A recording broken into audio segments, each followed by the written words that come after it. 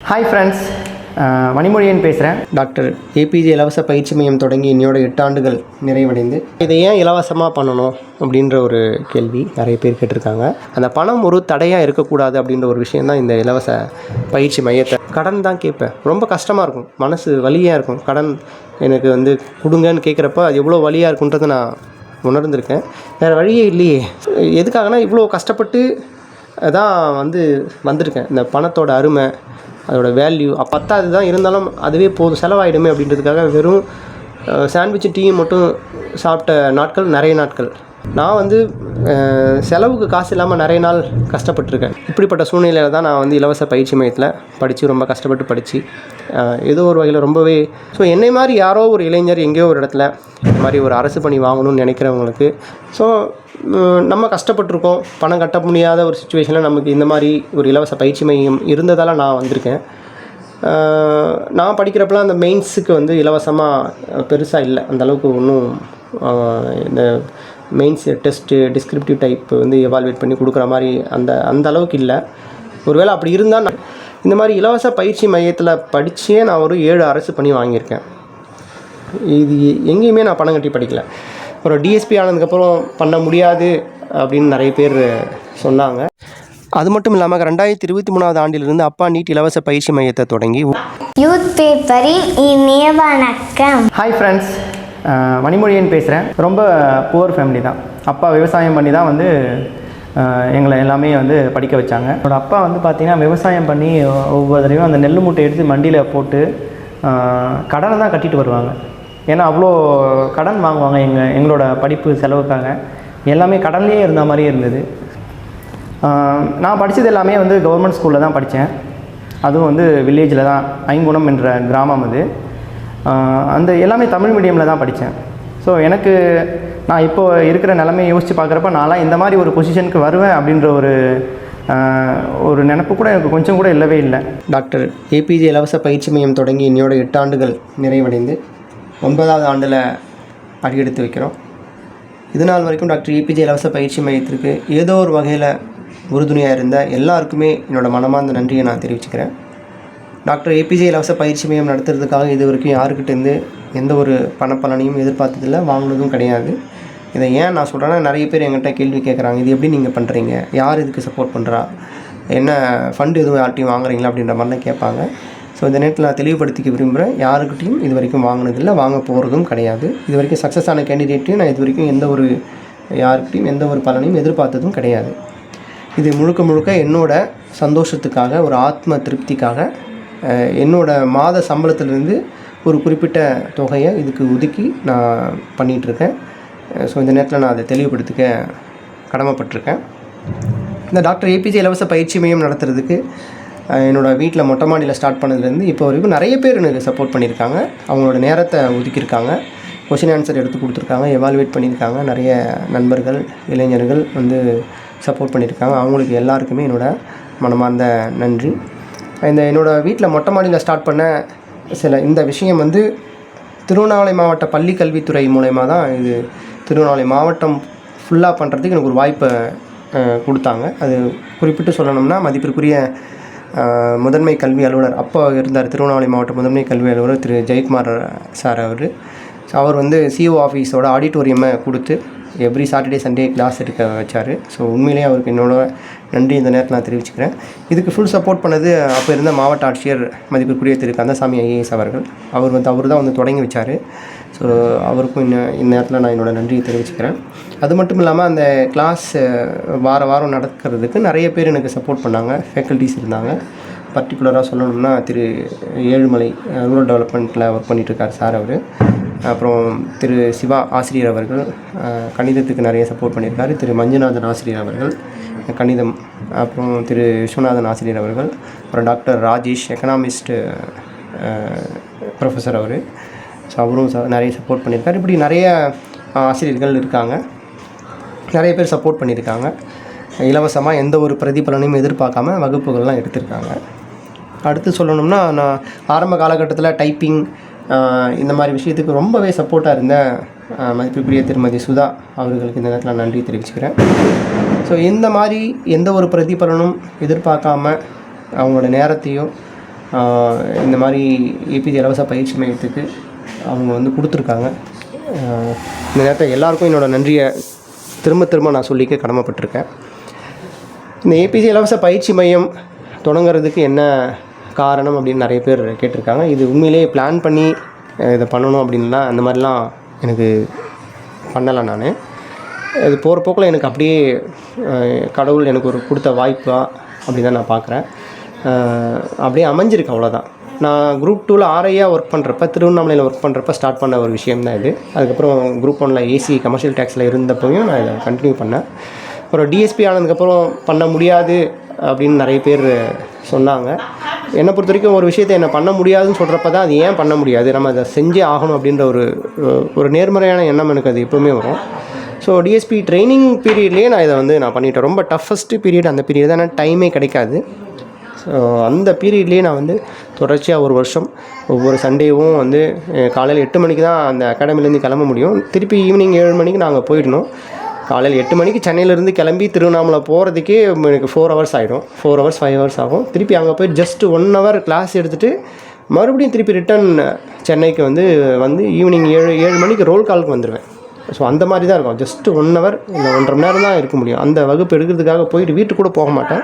போயிட்டு கிளாஸ் எடுத்துகிட்டு திருப்பி நான் வந்து ரிட்டன் வந்துடுவேன். ஸோ இந்த மாதிரி தொடர்ச்சியாக ஒரு வருஷம் ரொம்ப கஷ்டப்பட்டு தான் இதை வந்து பண்ணேன். அது மட்டும் இல்லாமல் நிறைய பயிற்சி தேர்வுகள்லாம் நடத்தி அந்த டஃபஸ்ட்டு பீரியட்லேயே நான் நடத்தினதால் அதுக்கப்புறம் எந்த பணியில் இருக்கப்போ என்னால் பண்ண முடியுன்ற ஒரு கான்ஃபிடென்ட் எனக்கு அது கொடுத்தது. ஸோ அதுதான் இப்போ வரைக்கும் பல்வேறு கடினமான பணி சூழ்நிலையில் இருந்தாலும் இதை வந்து நடத்திட்டு இருக்கேன். அதுவும் முக்கியமாக நான் வந்து ஏபிஜே இலவச பயிற்சி மையத்துக்காக ஸ்பெண்ட் பண்ண டைம் வந்து மேக்ஸிமம் நைட் தான். ஏன்னா என்னோடய பணி எல்லாத்தையும் முடிச்சுட்டு இரவு 11 மணிக்கு மேலே 1 மணி 2 மணி 3 மணி வரைக்கும் நிறைய நாள் வந்து இந்த மாதிரி தூங்காமல் இருந்தால் தான் என்னால் அதை பண்ண முடிஞ்சுது. பட் எனக்கு அது தூங்காமல் இருக்கிறது ஒரு பெரிய விஷயமே இல்லை. எனக்கு அது பழகிடுச்சு. சின்ன வயசுலேருந்தே அது பழகிடுச்சு. சின்ன வயசில் அப்பா கூட வந்து வயலுக்கு நீர் பாய்ச்ச போகிறது. ஏன்னா நைட்டில் தான் நீர் பாய்ச்சுற மாதிரி இருக்கும். சப்ளைலாம் பவர் சப்ளைலாம் மாறி மாறி வரும். அப்புறம் அது மட்டும் இல்லாமல் களத்து மேட்டில் நெல் வந்து காக்கிறதுக்காக நிறைய நாள் இரவுகள் வந்து போகிறப்ப நிறைய நாள் எனக்கு தூக்கம் வராது. பயம் சின்ன வயசில் அப்பா இருந்தாலும் இந்த பயம். ஸோ அப்படி நிறைய நாள் தூங்காமலே இருந்திருக்கேன் சின்ன வயசுலேயே. அது மட்டும் இல்லாமல் நான் செவிலியராக பணியாற்றுறப்போ நிறைய நாள் இரவு பணியில் ரெஸ்ட்டு ஒரு 1 ஹவர் 2 ஹவர் எடுத்துக்கலாம். பட் நான் எடுத்ததே இல்லை. கண்டினியூஸாக நைட் ஃபுல்லாகவே வந்து தூங்காமல் பல இரவுகள் அது மாதக்கணக்கு சொல்லலாம் இரவுகள் வந்து பணியாற்றிருக்கேன். அதனால் எனக்கு இரவில் தூங்காமல் இருக்கிறது வந்து எனக்கு ஒரு பெரிய விஷயமாகவே வந்து தெரியல. அடுத்ததாக இதை ஏன் இலவசமாக பண்ணணும் அப்படின்ற ஒரு கேள்வி நிறைய பேர் கேட்டிருக்காங்க. இதை ஏன் இலவசமாக பண்ணணும் அப்படின்ற மாதிரி ஒரு இதெல்லாம் இல்லை. எதெல்லாம் நான் சின்ன வயசுலேருந்து கடந்து வந்திருக்கணும் அதை வந்து நான் செய்யணும்னு ஆசைப்பட்றேன். அவ்வளோதான். செய்யணுன்னா என்னோடய ஆத்ம திருப்திக்காக நான் பண்ணுறேன், அவ்வளோதான். ஏன்னா நான் சின்ன வயசில் என்னோடய அப்பா வந்து அறிவொளி இயக்கத்தில் இருந்தார். அந்த ஊரில் இருக்கிற கையெழுத்து போட தெரியாதவங்களுக்கு கையெழுத்து போட சொல்லி தருவாங்க. லாந்தர் லைட்டை தூக்கிக்கிட்டு நான் என்னோடய அப்பாவோட போயிருக்கேன். அந்த நினைவுகள்லாம் அப்படியே இருக்குது அறிவொளி இயக்கத்தில். அடுத்ததாக சின்ன வயசில் என்னோடய அக்கா அங்கே வந்து வீட்டில் டியூஷன் எடுப்பாங்க. இலவசம் தான். அங்கே இருக்கிற பக்கத்து வில்லேஜில் இருக்கிறவங்களாம் வந்து போவாங்க. ஸோ இலவசமாக டியூஷன் எடுத்திருக்காங்க. அப்புறம் என்னோடய தாய் மாமா எனக்கு மட்டும் இல்லாமல் சுற்றி இருக்கிற எல்லாருக்குமே வந்து மார்னிங் டைமில் மேத்ஸ் டியூஷன் எடுப்பாங்க. ஸோ இந்த மாதிரி என்னை சுற்றி இருக்கவங்க இலவசமாக ஏதோ ஒரு வகையில், இலவசம்னு நான் சொல்ல விரும்பல, பட் அது எந்த பிரதிபலனையும் எதிர்பார்க்காம செஞ்சாங்க. ஸோ அதெல்லாம் நான் கடந்து வந்திருக்கேன். அப்புறம் திண்டுக்கல்லில் நான் பணியாற்றிட்டு இருக்கப்பையும் ஆயக்குடி இலவச பயிற்சி மையத்தில் தான் படித்தேன். அது ஒரு இலவச பயிற்சி.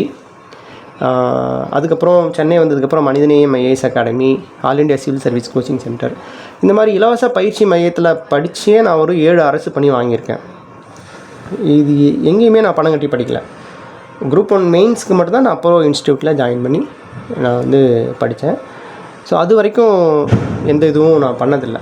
ஸோ இப்படி நான் கடந்து வந்த பாதை எல்லாமே இப்படியே இருந்ததால், ஸோ நம்ம கஷ்டப்பட்டிருக்கோம். பணம் கட்ட முடியாத ஒரு சுச்சுவேஷனில் நமக்கு இந்த மாதிரி ஒரு இலவச பயிற்சி மையம் இருந்ததால் நான் வந்திருக்கேன். நான் படிக்கிறப்பெல்லாம் அந்த மெயின்ஸுக்கு வந்து இலவசமாக பெருசாக இல்லை. அந்தளவுக்கு ஒன்றும் இந்த மெயின்ஸ் டெஸ்ட்டு டிஸ்கிரிப்டிவ் டைப் வந்து எவால்வேட் பண்ணி கொடுக்குற மாதிரி அந்த அளவுக்கு இல்லை. ஒருவேளை அப்படி இருந்தால் நான் கண்டிப்பாக அப்போவும் ப்ரைவேட் அப்போலோ கோச்சிங் சென்டருக்கு போயிருக்க மாட்டேன். அப்படி இருந்துருந்துச்சுன்னா வேறு வழியே இல்லை, அது போய் ஆகணுன்ற ஒரு கட்டாயம். அப்புறம் பணம் கட்டி தான் போனேன். அதுவுமே நான் கடன் வாங்கி தான் போனேன். 80,000 கடன் வாங்கி, என்னோடய நண்பன் மோகன்குமார்கிட்ட கடன் வாங்கி தான் நான் அதை கட்டினேன். ஸோ இப்படி ரொம்ப கஷ்டப்பட்டு அந்த ஒரு பாதைகள்லாம் கடந்து வந்ததால் மேபி திறமை இருக்குது, ஆனால் வாய்ப்பு கிடைக்கல. இந்த மாதிரி இலவசமாக ஒரு பயிற்சி மையத்தை பயன்படுத்தி வர நினைக்கிற நிறைய ஆஸ்பிரண்ட்ஸ் இருக்காங்க. ஸோ அந்த மாதிரியான யாரோ ஒருத்தர், தமிழ்நாட்டில் எங்கேயோ ஒருத்தர் வந்து இந்த இலவச பயிற்சி மையத்தை பயன்படுத்தி ஒரு கவர்மெண்ட் ஜாப் வாங்கினாவே அதுவே மிகப்பெரிய சந்தோஷமாக நான் உணர்வேன். ஸோ இந்த ஒரு உந்துதல் தான் என்னை வந்து இலவசமாக எந்த ஒரு பிரதிபலனையும் இல்லாமல் நடத்தணும் அப்படின்றது என்னோடய எண்ணமாக இருந்திருக்குன்னு நான் நம்புகிறேன். இது மட்டும் இல்லை, நான் வந்து செலவுக்கு காசு இல்லாமல் நிறைய நாள் கஷ்டப்பட்டுருக்கேன். நான் திண்டுக்கல்லில் பணியாற்றிட்டு இருக்கப்போ எனக்கு வந்து திண்டுக்கல் இல்லை, நான் சென்னையே சொல்கிறேன். சென்னையில் நான் அப்போலோவில் பணியாற்றுறப்ப காலையில் மார்னிங் ஷிஃப்ட்டுன்னு அப்போலோ ஹாஸ்பிட்டல் போயிட்டேன்னா அங்கே வந்து சாண்ட்விச்சும் டீயும் உள்ளே கொடுத்துருவாங்க. ஸோ வெளியில் சாப்பிட மாட்டேன். அது சாண்ட்விச்சும் டீயும் போதும், அது பத்தாது தான், இருந்தாலும் அதுவே போதும், செலவாயிடுமே அப்படின்றதுக்காக வெறும் சாண்ட்விச்சும் டீயும் மட்டும் சாப்பிட்ட நாட்கள் நிறைய நாட்கள். அப்போலோ ஐசியூவில் ஒர்க் பண்ண நாள் ஃபுல்லாக அப்படி தான். மதியம் அங்கே டீயும் பிஸ்கட்டும் தருவாங்க, அவ்வளோதான். அதான் மதிய சாப்பாடு எனக்கு அப்போலோவில். அப்புறம் ஷிஃப்ட்டு முடிச்சுட்டு ஈவினிங் வெளியே வந்தேன்னா நைட் வந்து மயிலாப்பூரில் ஜம்சம் பிரியாணியில் இட்லி தோசைலாம் சாப்பிட்டா வயிறு நிறையாதுன்றதுக்காக பிரியாணி சாப்பிடுவேன். அந்த பிரியாணியுமே செலவாயிடுன்றதுக்காக குவார்ட்டர் பிரியாணி அப்போ 17 ரூபாய், எனக்கு நல்லா ஞாபகம் இருக்குது. ஸோ அதை தான் பல இரவுகள் வந்து நான் சென்னையில் இருந்தப்போ மயிலாப்பூர் ஜம்சம் பிரியாணியில் 17 ரூபா குவார்ட்டர் பிரியாணி தான் நான் சாப்பிட்ருக்கேன். இப்படிலாம் ஏன்னா சம்பளம் வந்து 4000 ரூபா தான். நான் இங்கே தங்குறது சாப்பாடு செலவெல்லாம் போச்சுன்னா ஒன்றுமே பண்ண முடியாது. ஏன்னா கடினமான ஒரு சூழ்நிலையிலேருந்து வந்து வேறு வழி இல்லை, நான் இப்படி தான் இருந்தாகணும் அப்படின்ற ஒரு காலகட்டத்தில் தாண்டி வந்திருக்கேன். அது மட்டும் இல்லாமல் சென்னை கண்டெய்னர் டெர்மினலில் அந்த கம்பெனியில் அனுப்புவாங்க கான்ட்ராக்ட் பேசிஸில். அங்கேயும் வந்து கம்பெனிலே ஃபுட்டு ப்ரொவைட் பண்ணிவிடுவாங்க. ஸோ வேலை பார்த்தாவே நான் அங்கே கம்பெனிலே சாப்பிட்ருவேன். அப்படியும் இருந்தாலும் நைட்டில் வரப்போ அந்த ஹோம் கேர் போகிறதுக்கு முன்னாடி அதை ஆஸ் யூஷுவல் எப்போவுமே அந்த ஜம்சம் பிரியாணியில் நான் வந்து குவார்ட்டர் பிரியாணி சாப்பிட்ருக்கேன். சென்னையில் இருந்த 1.5 வருஷத்தில் பெரும்பாலான இரவுகள் அந்த குவார்ட்டர் பிரியாணி தான் நான் சாப்பிட்ருக்கேன். எதுக்காகனா இவ்வளோ கஷ்டப்பட்டு தான் வந்து வந்திருக்கேன். இந்த பணத்தோட அருமை, அதோடய வேல்யூ, அப்பா அம்மா எவ்வளோ கஷ்டப்படுறாங்க அப்படின்றத புரிஞ்சிருக்கேன், நான் உணர்ந்திருக்கேன். அப்புறம் திண்டுக்கல்லில் பணியாற்றுறப்பையும் வந்து எனக்கு மாதம் சம்பளம் வர்றதே இல்லை. சீமாங்கன்னு ஒரு கான்ட்ராக்ட் பேசிஸில் இருந்தாலும் 3500 ரூபா சம்பளம். எனக்கு 4 மாதத்துக்கு ஒரு தடவை 6 மாதத்துக்கு ஒரு தடவை அப்படி தான் பல்காக தான் போடுவாங்க. வீட்டிலேருந்து அக்காங்க எனக்கு வந்து காசு கொடுப்பாங்க, 2000 3000 ரூபா வரும். பட் ஆனால் அது பத்தாது. அப்போது கடைசியில் ஒரு 5 நாளுக்கோ இல்லை 10 நாளுக்கோ வந்து எனக்கு அங்கே இருக்கிற நண்பர்கள், ஒர்க் பண்ணுறவங்கக்கிட்ட கடன் தான் கேட்பேன். ரொம்ப கஷ்டமாக இருக்கும், மனசு வலியாக இருக்கும். கடன் எனக்கு வந்து கொடுங்கன்னு கேட்குறப்ப அது எவ்வளோ வலியாக இருக்குன்றதை நான் உணர்ந்திருக்கேன். வேறு வழியே இல்லையே, சாப்பிட்டாகணுமே. கடன் கேட்டு அப்புறம் காலையில் திண்டுக்கல் இருக்கப்போ காலையில் வந்து ரியாஸ்னு ஒரு ஹோட்டல் இருக்கும், 15 ரூபா பொங்கல், மதியம் 35 ரூபா மீல்ஸு, நைட்டு 20 ரூபா, அவ்வளோதான். இதுதான் என்னோடய பட்ஜெட். ஸோ இதுவே எனக்கு பத்தாது. இப்படி பல நாட்கள் வந்து மாத கடைசியானா நண்பர்கள்ட்ட கடன் வாங்கி அப்புறம் சேலரி வந்தோடனே பல்காக அதை திருப்பி கொடுக்குறது, இப்படி தான் போயிட்டு இருந்தது. இந்த சூழ்நிலையில் நான் வந்து பணம் கட்டி எந்த ஒரு ப்ரைவேட் சென்டருக்கும் போக முடியாது. இப்படிப்பட்ட சூழ்நிலையில் தான் நான் வந்து இலவச பயிற்சி மையத்தில் படித்து ரொம்ப கஷ்டப்பட்டு படித்து ஏதோ ஒரு வகையில் ரொம்பவே மெனக்கெட்ட மாதிரி தான் எனக்கு ஃபீல் ஆச்சு. ஸோ இப்படிலாம் இருந்து தான் வந்திருக்கேன். ஸோ என்னை மாதிரி யாரோ ஒரு இளைஞர் எங்கேயோ ஒரு இடத்துல இந்த மாதிரி ஒரு அரசு பணி வாங்கணும்னு நினைக்கிறவங்களுக்கு அந்த பணம் ஒரு தடையாக இருக்கக்கூடாது அப்படின்ற ஒரு விஷயந்தான் இந்த இலவச பயிற்சி மையத்தை வந்து கொடுக்கணும் அப்படின்ற ஒரு எண்ணமாக இருந்திருக்கலாம். இது எல்லாமே இதுதான், இது மட்டும்தான் ரீசன்னு சொல்ல முடியாது, நிறைய இருக்குது. இந்த மாதிரியான பாதைகள்லாம் நான் கடந்து வந்திருக்கேன். ஸோ அதுதான் இந்த விஷயத்தை வந்து இலவசமாக பண்ணுறதுக்கு ஒரு காரணமாக இருக்கலாம். எனக்கு இலவசமாக என்கிட்ட எந்த ஒரு பிரதிபலனையும் எதிர்பார்க்காம நிறைய பேர் சப்போர்ட் பண்ணியிருக்காங்க. எல்லாத்தையும் சொல்லிகிட்டே இருந்தேன்னா இந்த டைம் போயிடும். ஸோ இதுதான் இந்த இலவச பயிற்சி மையத்தை நடத்துறதுக்கான காரணம். ஸோ யாருக்கிட்டையும் எந்த ஒரு விஷயத்தையும் எதிர்பார்க்காம செய்கிறதால தான் 8 வருஷமாக தொடர்ச்சியாக இந்த விஷயத்தை சக்ஸஸ்ஃபுல்லாக பண்ண முடியுதுன்னு நான் நம்புகிறேன். இது நிச்சயமாக தொடர்ச்சியாக இதே மாதிரி தான் போகும். என்னால் முடிஞ்ச வரைக்கும் இதை வந்து நான் நடத்துறதுக்கு ட்ரை பண்ணுவேன். எவ்வளோ கடினமான பணி சூழ்நிலையாக இருந்தாலும் அதை தொடரணுன்னு தான் ஆசைப்பட்றேன். அதே மாதிரி நிறைய இளைஞர்களும் ஆஸ்பிரன்ஸும் வந்து இதை யூஸ் பண்ணுறது எனக்கு ரொம்ப இன்னும் உத்வேகமாக இருக்குது. நிறைய ஆஸ்பிரன்ஸ் வந்து இதை பயன்படுத்தி சர்வீஸ் வாங்குறப்போ எனக்கு ஒரு சந்தோஷம், பரவாயில்ல அப்படின்னு சொல்லிட்டு. இந்த இலவச பயிற்சி மையத்தை மட்டுமே பயன்படுத்தி ரொம்ப அந்த ஏழ்மையான நிலையிலிருந்து ஒருத்தர் வந்து அரசு பணி வாங்கினார்னா என்னோடய வாழ்க்கையில் மிகப்பெரிய ஒரு என்ன சொல்கிறது, மிக உயர்ந்த ஒரு லட்சியம், மிக உயர்ந்த ஒரு சந்தோஷம், ஒரு ஆத்ம திருப்தினா அதுதான். அதை விட வேறு எதுவுமே இல்லை. ஸோ அப்படி ஒரு ஆத்ம திருப்தியோடு பண்ணுறதால தான் இது தொடர்ச்சியாக என்னால் நடத்த முடியுது. ஸோ டாக்டர் ஏபிஜே இலவச பயிற்சி மையத்தை தயவுசெய்து பயன்படுத்துங்க. இது இலவசம்னு நினைக்காதீங்க. ஏன்னா இது உங்களுக்கும் எனக்கும் வந்து எக்ஸ்சேஞ்ச் இல்லையே தவிர, நான் ஒரு பிடிஎஃப் ஷேர் பண்ணாலும் அந்த பிடிஎஃபை ப்ரிண்ட் அவுட் எடுக்கிறது நீங்கள் செலவு பண்ணி தான் ஆகணும். அந்த பிடிஎஃபை இங்கே க்ரியேட் பண்ணுறதுக்கு நீங்கள் வந்து இங்கே செலவு நான் பண்ணி தான் ஆகிறேன்.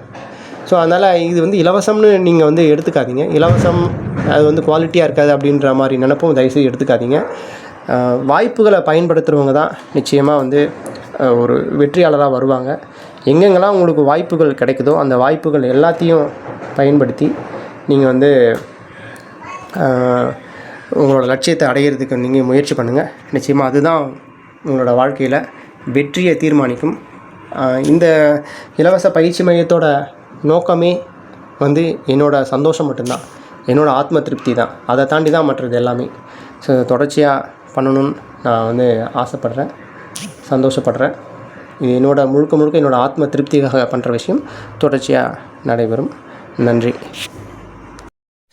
அது மட்டும் இல்லாமல் 2023 ஆண்டிலிருந்து அப்பா நீட் இலவச பயிற்சி மையத்தை தொடங்கி ஒவ்வொரு வாரமும் சனி ஞாயிற்றுக்கிழமையில் டெலிகிராம் சேனல் மூலிமா ஆன்லைன் எக்ஸாம் லிங்க் அனுப்பி நிறைய மாணவர்கள் அதில் வந்து பயன்பெற்று இப்போது எம்பிபிஎஸ் படிச்சுட்டு இருக்காங்க. உங்களுக்கு தெரிஞ்ச ஏழ்மையான மாணவர்களோ இல்லை இளைஞர்களோ இருந்தாங்கன்னா டாக்டர் ஏபிஜே இலவச பயிற்சி மையத்தோட லிங்க்கும் அப்பா நீட் இலவச பயிற்சி மையத்தோட லிங்க்கும் டிஸ்கிரிப்ஷனில் இருக்குது. அதை அனுப்பி அவங்களையும் பயன்பெற செய்யுமாறு உங்களை வேண்டி கேட்டுக்கொள்கிறேன். நன்றி.